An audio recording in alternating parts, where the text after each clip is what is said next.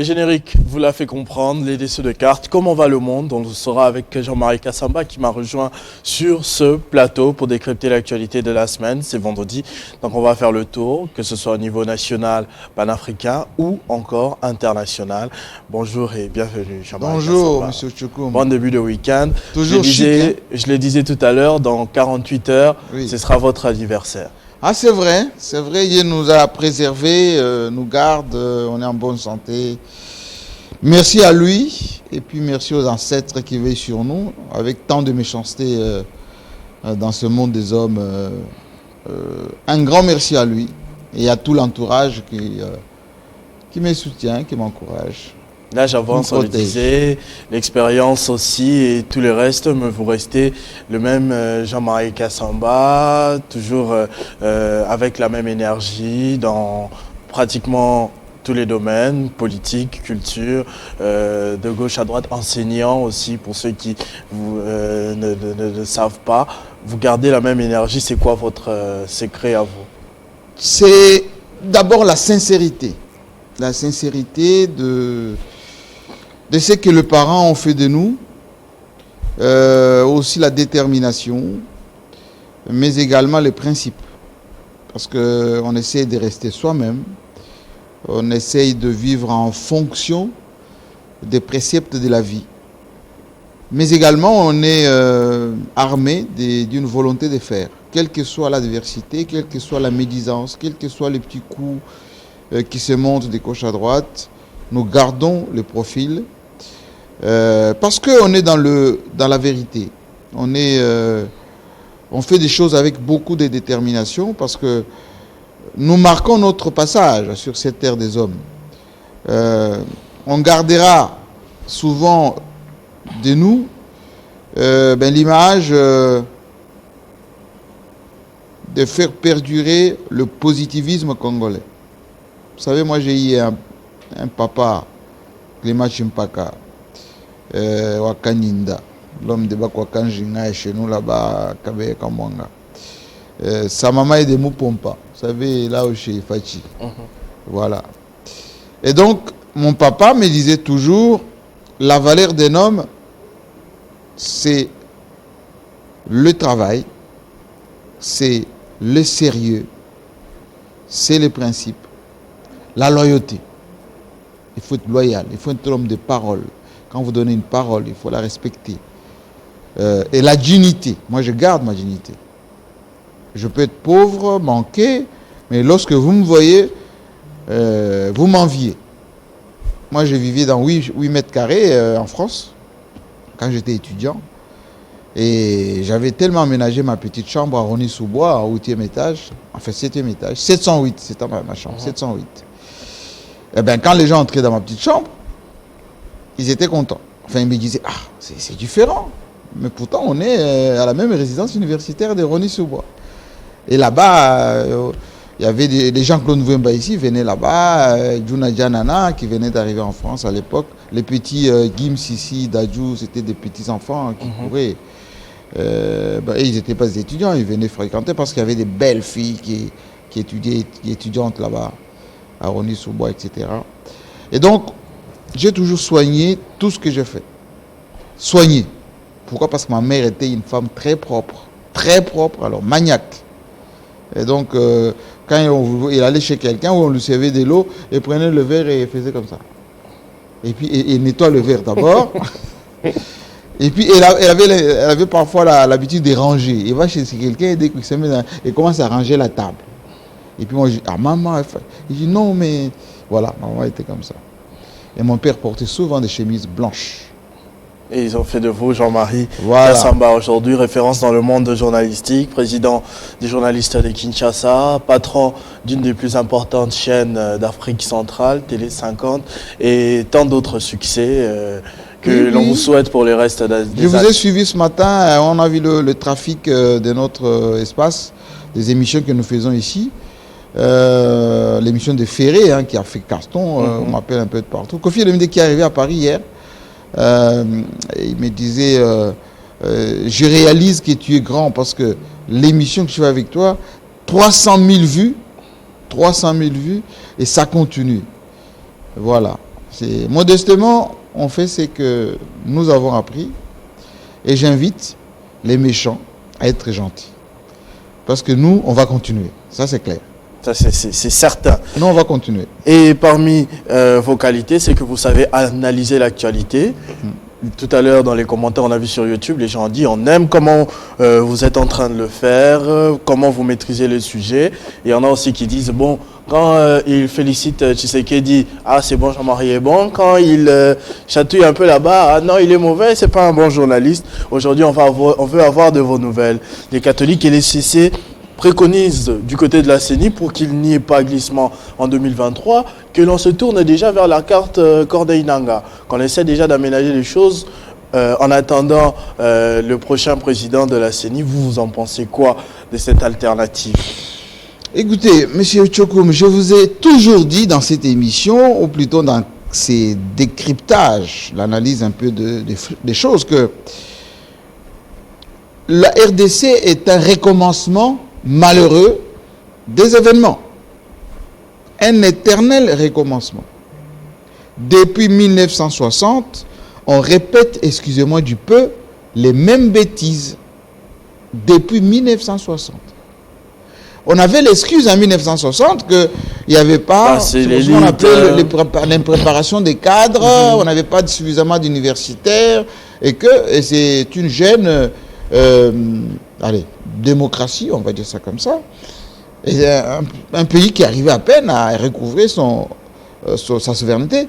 Mais aujourd'hui, 60 ans plus tard, on fait pire qu'en 1960. En 1960, on rappelle, il y avait les Maloula, les Kanza, qui avaient en quelque sorte une conscience africaine depuis 1954-55. Et les Mobutu faisaient des papiers, comme jeunes journalistes. Et les Belges avaient identifié, les services américains, les CIA, en même temps, cette jeunesse des années 50 qui prenait conscience. Et c'est autour de cette jeunesse-là qu'on a organisé la conférence, la table ronde de Bruxelles. Ils sont partis là-bas. Allez, petit moment de conscience, on va dire, ils ont obtenu l'indépendance. Aussitôt arrivé à Kinshasa le 30 juin, Roi Baudouin nous lit un peu ses papiers. Lumumba contre-attaque. Lumumba, excusez-moi du peu, maladroit, d'une manière aussi directe, il perturbe tout dans un discours improvisé, sans stratégie. Là, je parle en tant que stratège. Sans stratégie, ça irrite les Belges, et les Belges commencent le même jour, parce que le roi Baudouin n'a pas dormi, le même jour, il a pris son avion pour Bruxelles. Le 4 juillet, mutinerie. Ceux qui étaient d'accord le mois dernier, ou plutôt quelques jours auparavant, il y a quelques heures, à Bruxelles, ont commencé à se tirer dedans. Le 4 juillet, le même Congolais, on met ensemble Lumumba et Kasavubu. Kasavubu, premier président, qu'il a obtenu grâce à Lumumba et la coalition qui était là. Et Lumumba, premier ministre, parce qu'il était populaire, avec ses incantations, tout ce qu'il pouvait faire à ce moment-là. Au lieu de se mettre d'accord, ils se sont entrés dedans. En septembre déjà, vous voyez, juin, indépendance, juillet, mutinerie. En septembre 1960, premier coup d'État. Ça veut dire 3 mois après, 2 mois et demi après. Le premier coup d'État du maréchal Mobutu, c'était en 1960, au mois de septembre. Et c'est là où il a neutralisé l'un et l'autre. Et puis, comme la CIA pensait qu'ils n'étaient pas encore bien, Mobutu ne maîtrisait pas grand-chose, enfin, pas beaucoup de choses. Et donc, on lui a dit, non, stop un peu, calme-toi, tu prendras tout ceci quand tu auras un peu plus de maturité. C'est pour ça qu'il a attendu 1965.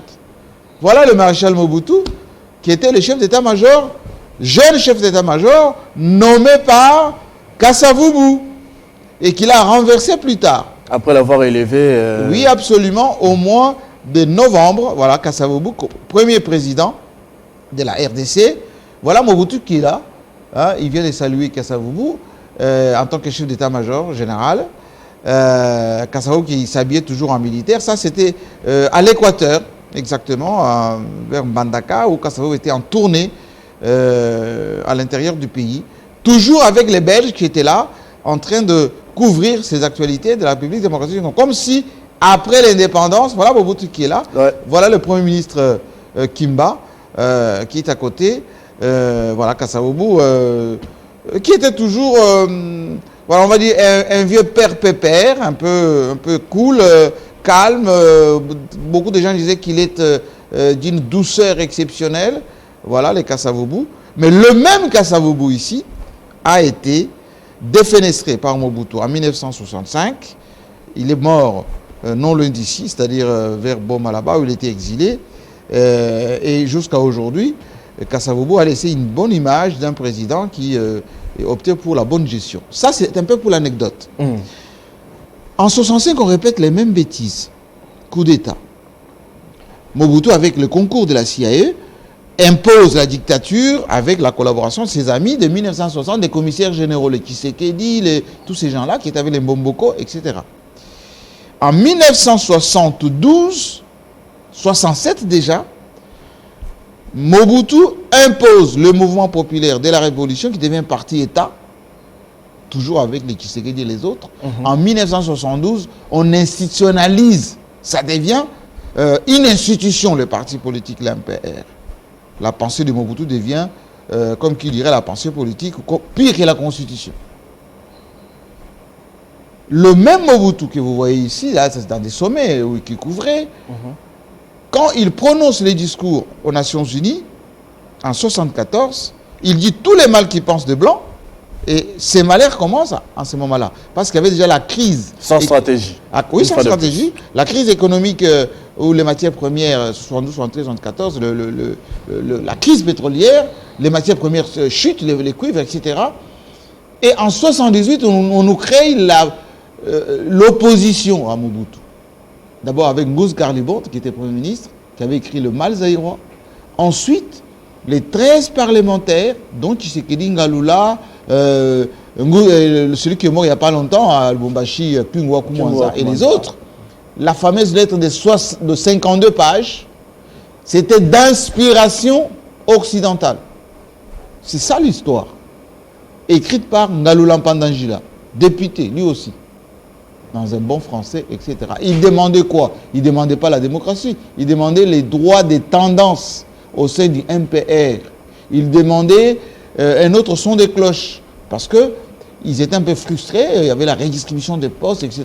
Et tout ce qu'ils ont peint dans cette lettre de 52 pages, adressée à Mobutu, ça crée des conséquences. En 1980, première dévaluation du Zaïre, chute de l'économie, et c'est crescendo comme ça jusqu'en 1990, les pillages, 93, les pillages, etc.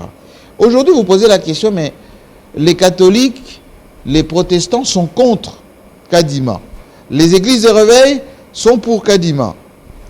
Félix Tshisekedi dit, je ne peux pas être ni pour les uns ni pour les autres. Mais je vous avais dit que le schéma de la Suisse, de Genève, qui prônait le contrôle de la RDC, ces matières premières, par un gouvernement géré par Fayoulou, président de la République, pour 2 ans, qui devait changer la Constitution, qui devait mettre en place une nouvelle structuration des choses, notamment au niveau de l'Assemblée nationale, etc. C'est pour ça qu'il y a eu beaucoup d'interférences au niveau du processus électoral. Ce schéma n'a jamais changé. C'est pour ça qu'on n'avait pas accepté Tshisekedi président quand il a été proclamé. C'est pour cela qu'on a saboté l'alliance entre Tshisekedi et Kabila. Et c'est pour ça qu'on a toujours conseillé qu'il y ait des antagonismes entre Tshisekedi et Kabila.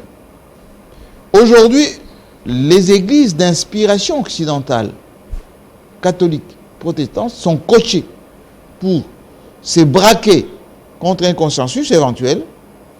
Et les églises d'inspiration africaine et congolaises, notamment les églises de réveil, elles sont pro-Tshisekedi.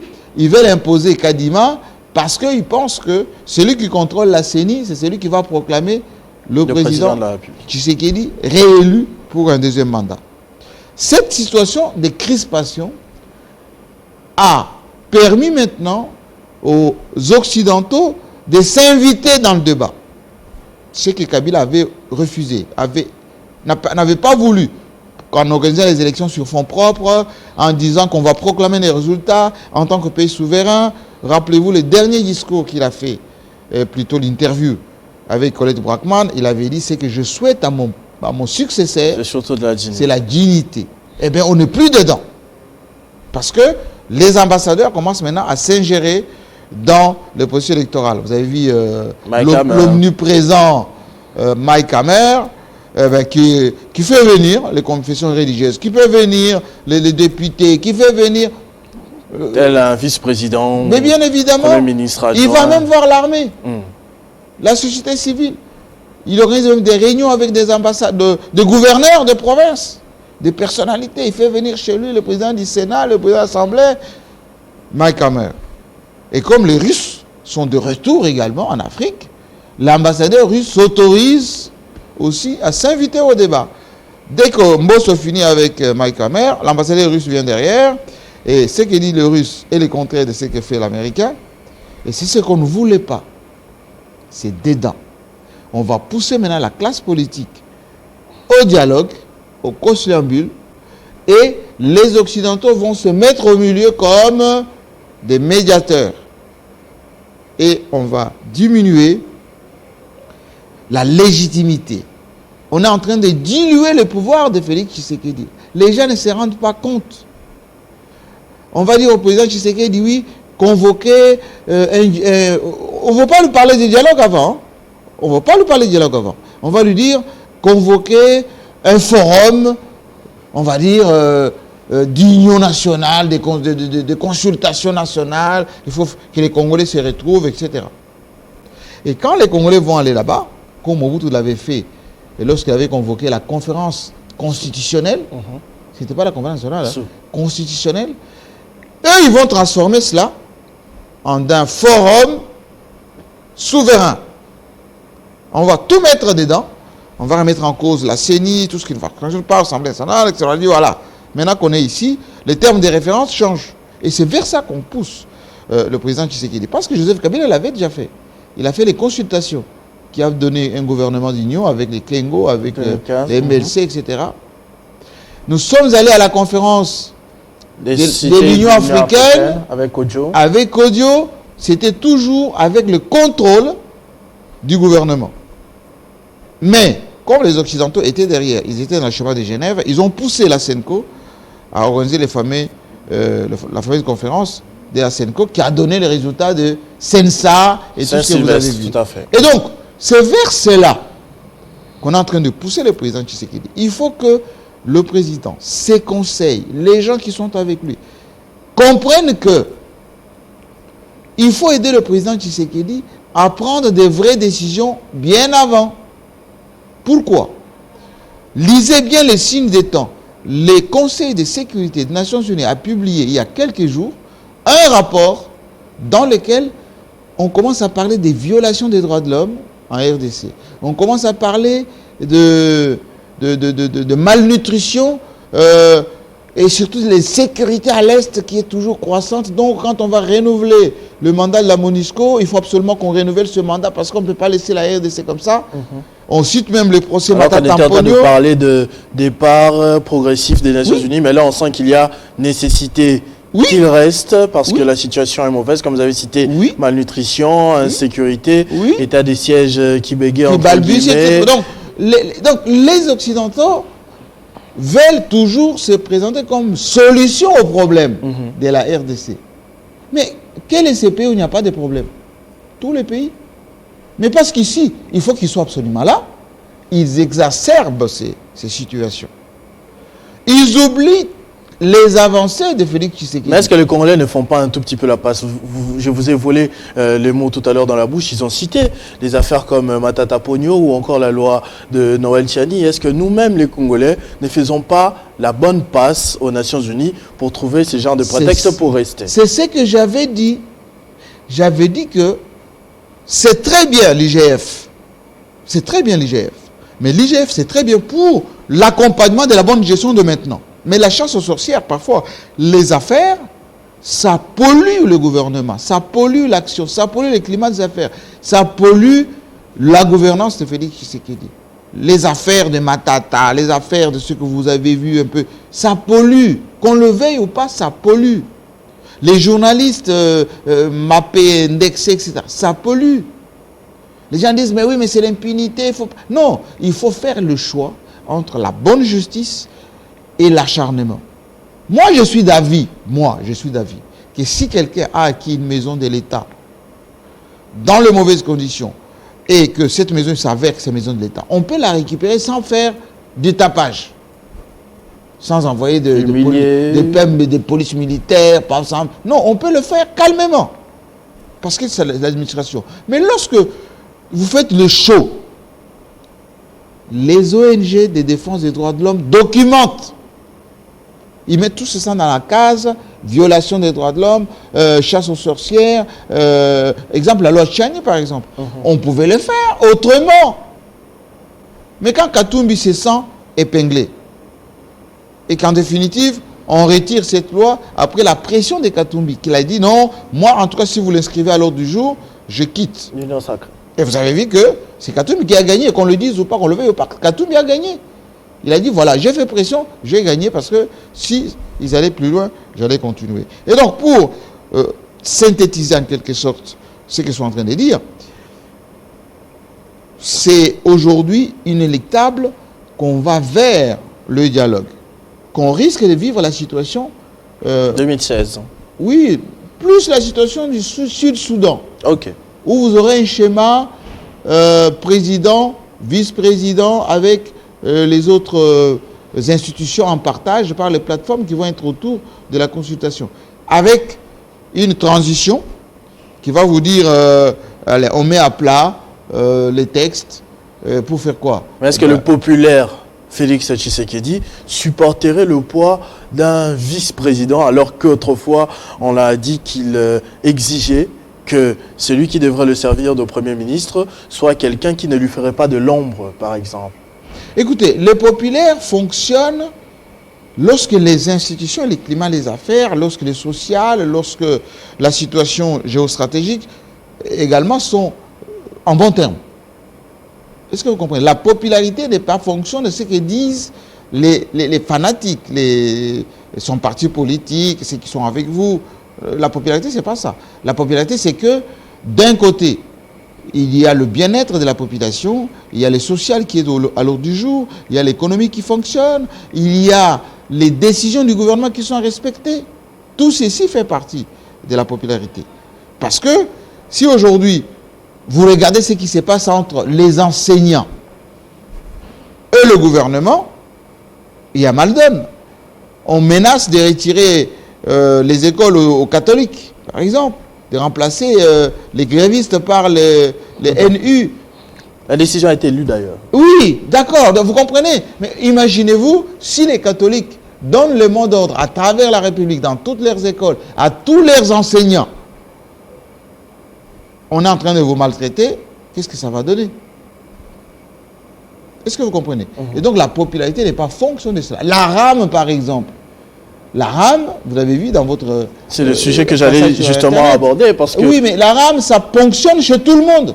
Même un petit monsieur, le cireur des chaussures, il met ses 20 unités, on lui retire. On dit même les militaires au front, en plein état de siège, on veut prévenir les amis à l'épuf. Ce n'est pas une décision populaire. Et on voit le FCC qui s'en mêle. Ces derniers temps, c'est apparemment le combat du FCC qui se présente comme sauveur de la population, comme quelqu'un qui se préoccupe vraiment du social de la population et qui a même séché les plénières. Quelle issue, quel avenir pour le ministre Augustin Kibasa, qui tient coûte que coûte, moi je pense que... qui lance des campagnes, il y a des banderoles à travers la ville, devant l'Assemblée nationale, il y a même quelques étudiants qui menacent de mettre la ville à feu, à sang, si on ose retirer cette taxe finalement. Mais écoutez, moi je pense que d'un côté, le comportement du FCC de l'opportunisme politique, c'est qu'il y a des bonnes guerres. Faire le contraire, ça serait quand même un peu maladroit. Donc ils sont dans leur rôle de profiter de cette faiblesse de Félix Tshisekedi et son gouvernement pour se positionner. Hein. Ils devaient même faire plus que ça parce qu'ils sont timorés depuis très longtemps, les gens du FCC. D'un côté. Puis de l'autre côté, cette taxe, elle est mauvaise. Elle est mauvaise pourquoi? Parce que le pauvre ministre Kibasa, ce n'est pas lui. C'est l'ARPTC. L'argent de la RAM, c'est versé sur le compte de l'ARPTC. L'ARPTC dépend du président de la République, ou plutôt du cabinet du président de la République. Et donc, les députés, surtout ceux du FCC, font de la politique politicienne. Ils savent que on n'attaque pas Kibasa, on attaque Tshisekedi, parce que cette taxe est gérée au niveau de son cabinet.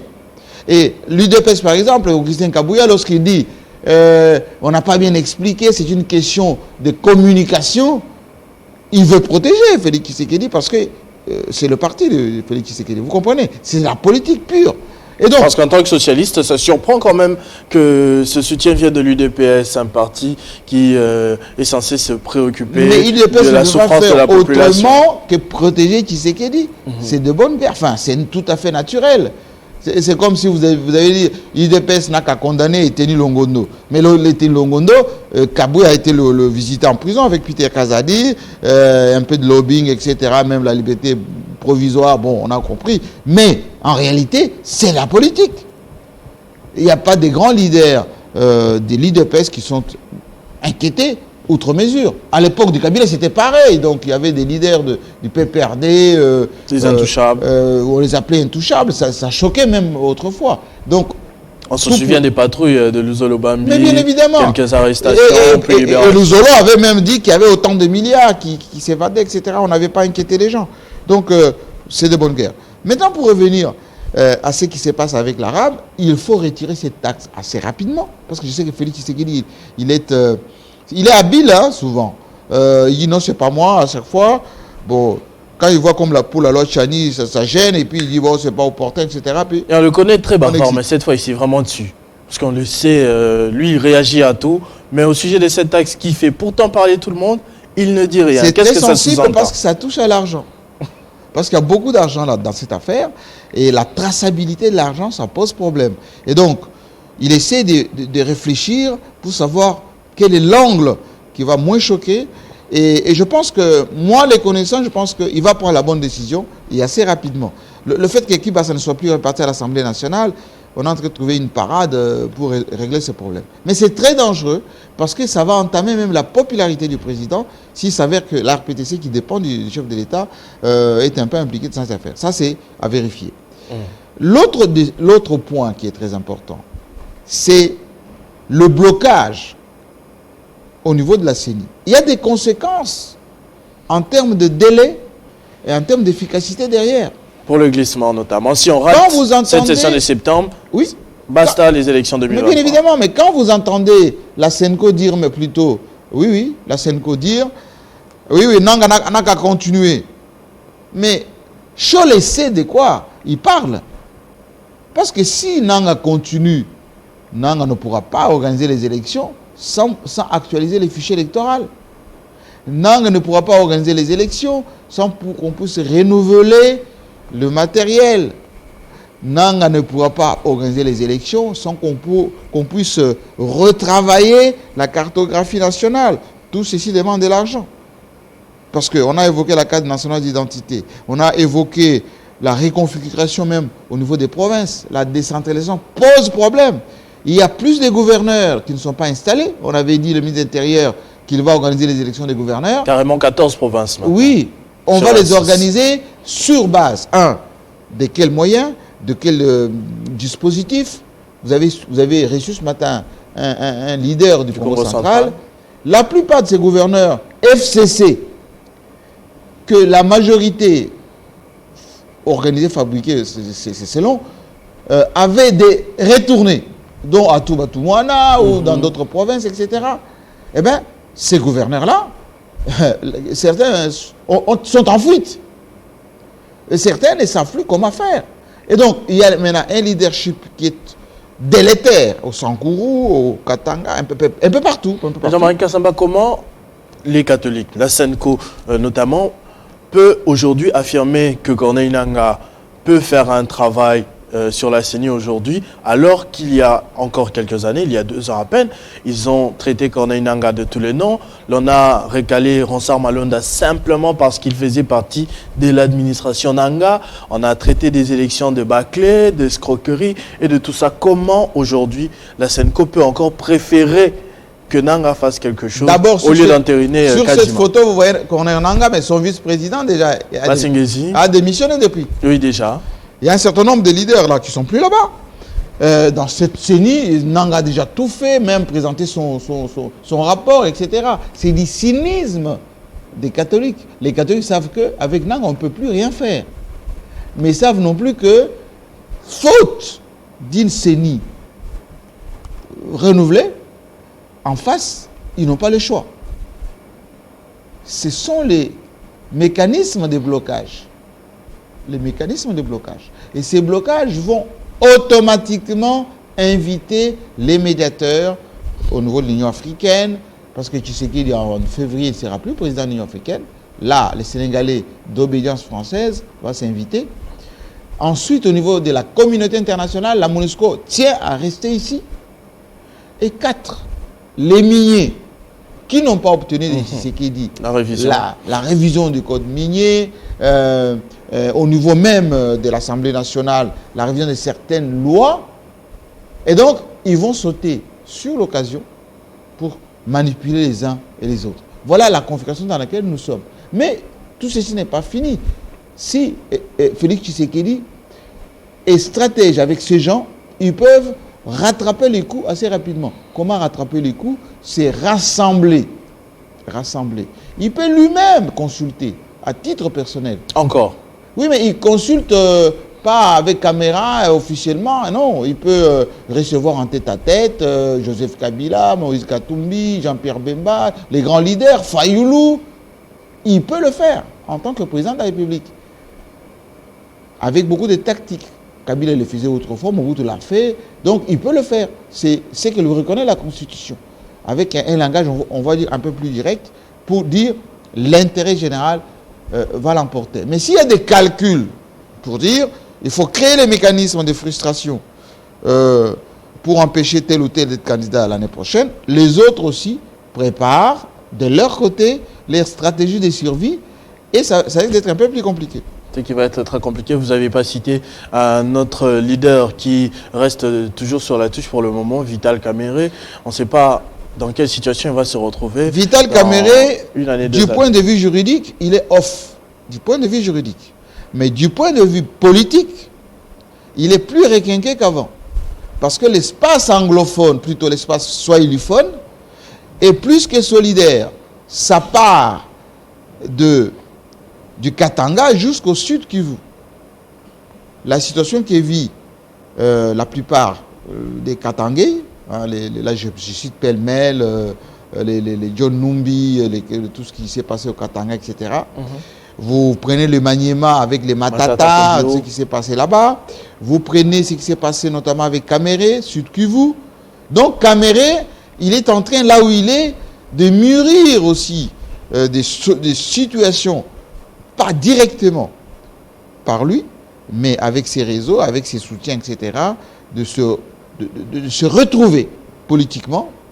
Et je ne pense pas que c'est dans la ligne de cash, comme il avait été convenu à Nairobi avec Tshisekedi, mais c'est plus pour essayer de redorer son image, sa dignité, etc. De là où il est, il mûrit, comme disait la revanche est un plat qui se mange froid. En parlant de dignité, justement, cette semaine, on a assisté au niveau continental à un retour de manivelle, c'est-à-dire retour réponse à la bergère du côté de l'Algérie et la France. Vous vous souvenez, ces refus des visas aux Algériens, aux pays du Maghreb en général. L'Algérie a réagi en refusant désormais le survol des avions militaires français sur son espace aérien. Qu'est-ce qui va se passer ensuite? Alors ce qui se passe, c'est qu'il y a un mal, ou plutôt il y a un peu du gaz dans les relations entre la France et les pays d'Afrique. Et on terminera par ce qui se passe en ce moment à Montpellier depuis ce matin. Emmanuel Macron, c'est l'un des rares chefs d'État français qui a en quelque sorte titillé les Africains en soufflant un peu. Hein. D'un côté, il a présenté des excuses de la France par rapport aux violations des droits de l'homme en Algérie. Ensuite, Macron, voilà, là il était à Ouagadougou, où il a infantilisé quasiment le président Kaboré en le tapant sur l'épaule comme ça, comme un enfant. Un peu comme Tshisekedi avait fait avec lui à l'Élysée. Absolument, comme Félix aussi s'était autorisé à le faire. Eh bien, c'est Macron au niveau du Sénégal qui avait corrigé Sarkozy, qui avait dit que l'Afrique n'était jamais entrée dans l'histoire.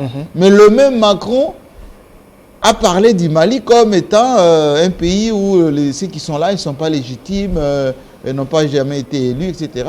C'est le même Macron qui traite l'histoire algérienne comme avant nous, l'Algérie n'existait pas. Et donc, il y a beaucoup de colère en ce moment. Des colères entre Macron et l'Afrique. Entre l'Algérie et l'Afrique, ou plutôt l'Algérie et la France, c'est j'étais moi non plus, depuis 1960. Depuis la guerre du FLN pour la libération. Vous savez qu'avec les Lumumba et tout ça, dans les années 60, il y avait une guerre d'indépendance, etc. C'était un pays des révolutionnaires, les Boumediennes, tous ces gens-là, des FLN qui avaient édité contre la France. Eh bien, ce n'est jamais fini. Tous les militaires qui se sont battus contre la France pendant presque 50 ans de guerre, eh bien, ils sont encore au pouvoir, ou leurs descendants sont toujours au pouvoir. Au Mali, c'est la même chose aujourd'hui. La Russie, je vous l'avais dit la fois passée, est de retour en Afrique. Et la Russie va retirer, ponctionner cette partie. C'est déjà fait en Centrafrique, c'est déjà fait en Libye, c'est en train d'être fait au Mali. Et Emmanuel Macron qui avait passé son stage après l'ENA au Nigeria, connaît l'Afrique, il connaît que la jeunesse africaine est très en colère avec le franc CFA, avec parfois l'interventionnisme. Ce qui se passe en Libye, ce qui se passe au Sénégal, ce qui se passe au Togo, etc. Il sait ça. C'est pour ça qu'il a fait cette affaire de Montpellier. Voilà, ce sommet qui s'ouvre aujourd'hui, justement. La France préfère, d'ailleurs j'ai vu, hein, même dans les titrages de France 24, on parle plus de sommet Afrique-France au lieu de France-Afrique, comme c'était le cas bien avant. Peut-être ça atténue un tout petit peu ce côté paternaliste, colonialiste et tout cela. Pourquoi Emmanuel Macron préférerait aujourd'hui collaborer avec la société civile, avec la jeunesse, plutôt que les dirigeants, les chefs d'État? Deux objectifs. Premier objectif, il a envie, en vue des élections de l'année prochaine en France, dans 6 mois, séduire les Français de la nouvelle génération, issus de l'immigration, de la diaspora, pour voter pour lui, parce qu'il est jeune, parce que tous ces jeunes gens ont toujours, comment qui dirait, rejeté le paternalisme, rejeté la France-Afrique, rejeté tout ce que les De Gaulle, Mitterrand, Chirac, tout ce qu'ils ont été comme président français, ils ont fait. Mais ça sera un peu plus difficile. Il a donné la mission à Achille Mbembe. Vous connaissez Achille Mbembe? C'est un historien camerounais qui vit en Afrique du Sud. Il lui a donné la mission de consulter les jeunes de la diaspora, sur le continent, en France, etc., pour savoir ce qu'ils pensent des relations entre l'Afrique et la France. Vous savez, il y a 3 points qu'Achille Mbembe a constatés. Premier point, on rejette le paternalisme. C'est l'histoire des francs CFA, c'est l'histoire des agences françaises de coopération. Ils rejettent. Deuxièmement, les jeunes, ils trouvent qu'imposer des visas, hein, c'est plus facile d'aller en Inde, d'aller à Dubaï, que d'aller en France. Ils trouvent que, voilà, ce qui se passe avec l'Algérie, par exemple, c'est ridicule dans un monde d'aujourd'hui. Troisièmement, les jeunes ne veulent plus les donneurs de leçons. Ils veulent que, dans ce monde ouvert, qu'on coopération égale à égale. Alors, Macron dit oui, je vais maintenant les rencontrer, on va s'échanger, etc. En oubliant les intérêts des grandes puissances.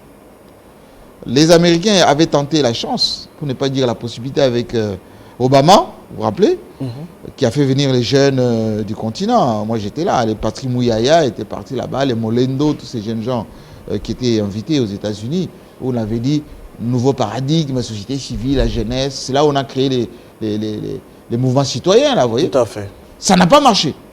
Les mouvements citoyens, ça n'a pas marché. On n'a pas renversé les dictateurs, non, on n'a pas du tout, ça n'a pas marché. Et c'est ce que lui, il veut tenter. Aujourd'hui, les chefs d'État qui ne sont pas invités, beaucoup étaient choqués.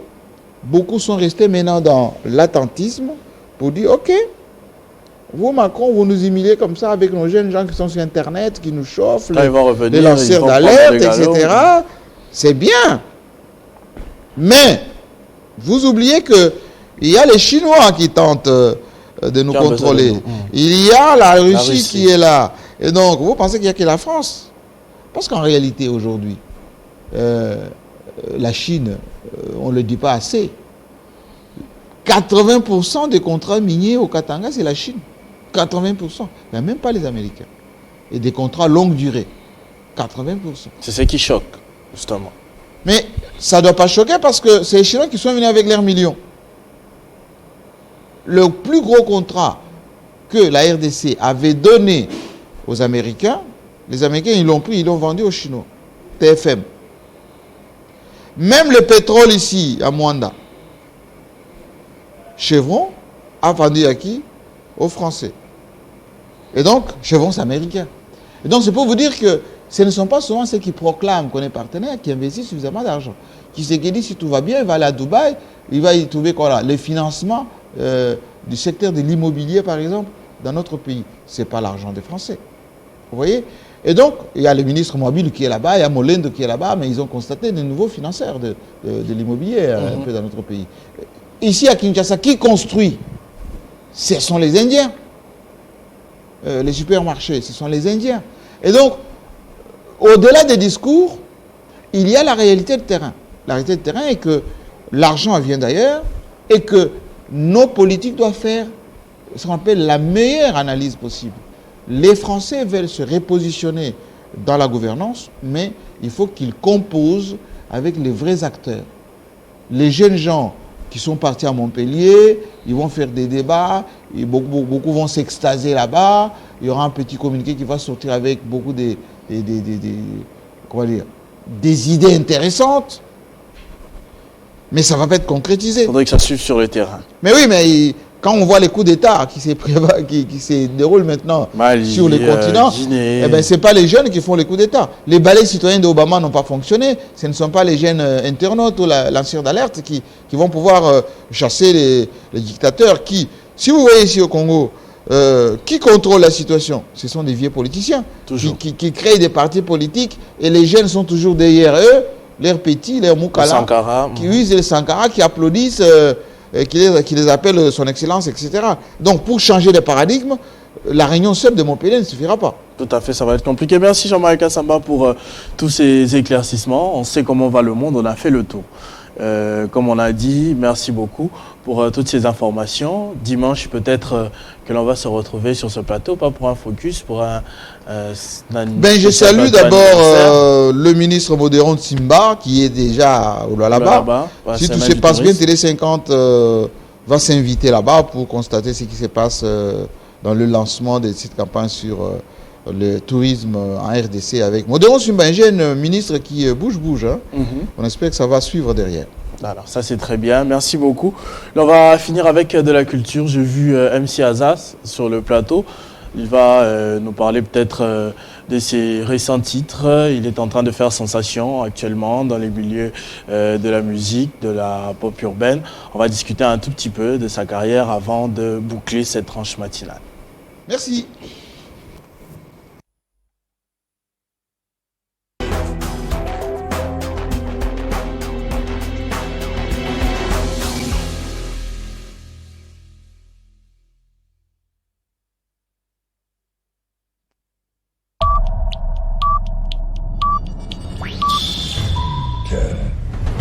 Chaque fois qu'un Moulouba est nommé quelque part, c'est là des autres tribus